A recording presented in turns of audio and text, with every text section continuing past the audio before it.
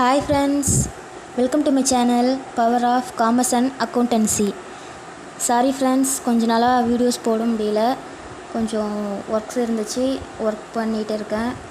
Exam preparation போயிட்டுருக்கிறதுனால கொஞ்ச நாளாக யூடியூப்பில் வீடியோ போட முடியல. சாரி, கோச்சிக்காதீங்க. இனிமேல் கண்டினியூஸாக உங்களுக்கான டாபிக்ஸ் வந்துகிட்டே இருக்கும். ஃபினான்ஷியல் அக்கௌண்டிங், டாக்ஸேஷன், இன்கம் டேக்ஸாக இருக்கட்டும், ஜிஎஸ்டியாக இருக்கட்டும், லாவாக இருக்கட்டும், இல்லை 11th 12th காமர்ஸ் அக்கௌண்ட்ஸாக இருக்கட்டும், பிகாம் எம்காமில் உள்ள சப்ஜெக்ட்ஸாக இருக்கட்டும், தினமும் நான் ஒவ்வொரு வீடியோஸ் போட்டுடுறேன். மறக்காமல் ஃபாலோ பண்ணிக்கோங்க. தேவைப்படுறவங்களுக்கு ஷேர் பண்ணுங்கள் ஃப்ரெண்ட்ஸ். இப்போ நம்ம இன்றைக்கி என்ன பார்க்குறோம் அப்படின்னா, டைரக்ட் டாக்ஸேஷன் பார்க்குறோம். டைரக்ட் டாக்ஸேஷன்னா நேர்முக வரி அப்படின்னு சொல்லுவாங்க. நம்ம டைரெக்டாக கவர்மெண்ட்டுக்கு பே பண்ணுற டேக்ஸை தான் வந்து டைரக்ட் டேக்ஸ்ன்னு சொல்லுவாங்க. அதில் இன்றைக்கி ஒரு சின்ன டாபிக் பார்க்கலாம், ஒரு இன்ட்ரோ மாதிரி. டைரக்ட் டேக்ஸ்னாலே ஃபஸ்ட்டு வந்து ஃபினான்ஷியல் இயர் தான். அந்த ஃபினான்ஷியல் இயர், அசஸ்மெண்ட் இயர் அப்படிங்கிறது 2 இருக்குது. நார்மலாக நம்மளோட கேலண்டர் இயர் அப்படிங்கிறது ஜான் டு டிசம்பர்னு சொல்லுவோம். ஜான்வரி 1லேருந்து டிசம்பர் 31 வரையும் அப்படிங்கிறது 1 இயர் கேலண்டர் இயர்னு சொல்லுவோம். பட் ஆனால் ஃபினான்ஷியல் இயர் அப்படிங்கிறது வந்து ஏப்ரல் 1 டு மார்ச் 31ன்னு சொல்லுவோம். இது எல்லா காமர்ஸ் ஸ்டூடெண்ட்ஸ்க்கும் தெரியும், எல்லாருக்குமே வந்து இது கண்டிப்பாக தெரிஞ்சிருக்கும். அந்த ஃபினான்ஷியல் இயர் அப்படிங்கிறது என்ன அப்படின்னா, இப்போ சொன்ன பார்த்தீங்களா, ஏப்ரல் 1 டு மார்ச் 31.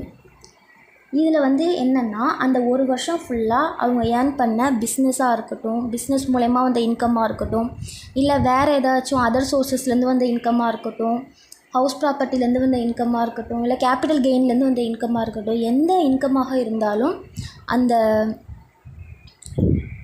நம்ம ஏர்ன் பண்ண அந்த மொத்த இன்கம்க்கு நம்ம அந்த 1 இயரில் நம்ம ஏர்ன் பண்ண அந்த இன்கம்க்கு நம்ம பே பண்ணுற டேக்ஸ் தான் இன்கம் டேக்ஸ். நம்ம ஏர்ன் பண்ண இன்கம்க்கு நாம் கவர்மெண்ட்டுக்கு பே பண்ணுற டேக்ஸுக்கு தான் இன்கம் டேக்ஸ்னு பேர். இதில் வந்து அந்த முக்கியமானது ஃபினான்ஷியல் இயர். அந்த 1 இயரில் நம்ம பே பண்ணுறோம்ல, அந்த டேட், அந்த பீரியடை தான் வந்து ஏப்ரல் 1 டு மார்ச் 31 அப்படின்னு வச்சுருக்காங்க. இதை வந்து ஃபினான்ஷியல் இயர்னு சொல்கிறோம். இதே அசஸ்மெண்ட் இயர் அப்படின்னா என்னென்னு கேட்டிங்கன்னா, இந்த ஃபினான்ஷியல் இயருக்கு அப்படியே அடுத்த வருஷம் அசஸ்மெண்ட் இயர்.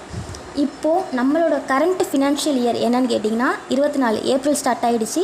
ஏப்ரல் ஸ்டார்ட் ஆகி இப்போது கரண்ட்டாக வந்து ஆகஸ்ட் போயிட்டுருக்கு. ஸோ நமக்கு ஏப்ரல் 1 ஃபினான்ஷியல் இயர் ஸ்டார்ட் ஆகிடுச்சு. இப்போ நம்ம கரண்ட் ஃபினான்ஷியல் இயர் என்னென்னு கேட்டிங்கன்னா, ஏப்ரல் 1 2024 டு மார்ச் 31 2025ன்னு சொல்லுவோம். அப்போது நமக்கு கரண்ட் அசஸ்மெண்ட் இயர் என்ன அப்படின்னு கேட்டிங்கன்னா 25 டு 26. அதாவது நம்ம ஃபினான்ஷியல் இயரோட அப்படியே அடுத்த வருஷம்தான் நம்மளோட அசஸ்மெண்ட் இயராக இருக்கும். அசஸ்மெண்ட் இயர் அப்படின்னா, இந்த assessment year is the year that comes after the financial year. நம்மளோட ஃபினான்ஷியல் இயரோட அடுத்த வருஷம்தான் நம்மளோட அசஸ்மெண்ட் இயராக இருக்கும் அப்படின்னு சொல்கிறாங்க. அதான் இப்போ எக்ஸாம்பிளுக்கு நான் சொன்னேன் பார்த்தீங்களா, இப்போது நம்மளோட கரண்ட் ஃபினான்ஷியல் இயர் 24 டு 25 அப்படின்னா, நம்மளோட அசஸ்மெண்ட் இயர் 25 டு 26. இவ்வளோ தான் வித்தியாசம். ஃபினான்ஷியல் இயருக்கும் அசஸ்மெண்ட் இயருக்கும் உள்ள டிஃப்ரென்ஸ் இப்போ உங்களுக்கு புரிஞ்சிருக்கும் ஃப்ரெண்ட்ஸ். Okay friends, thank you.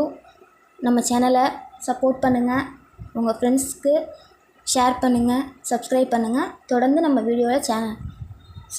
சேனலில் வீடியோஸ் பாருங்கள். நல்ல கண்டென்ட் வந்துகிட்டே இருக்குது. உங்களுக்கு யூஸ்ஃபுல்லான கண்டென்ட்டு, காமர்ஸ் அக்கௌண்ட் ஸ்டூடெண்ட்டுக்கு யூஸ்ஃபுல்லான கண்டென்ட்டாக இருக்கும்.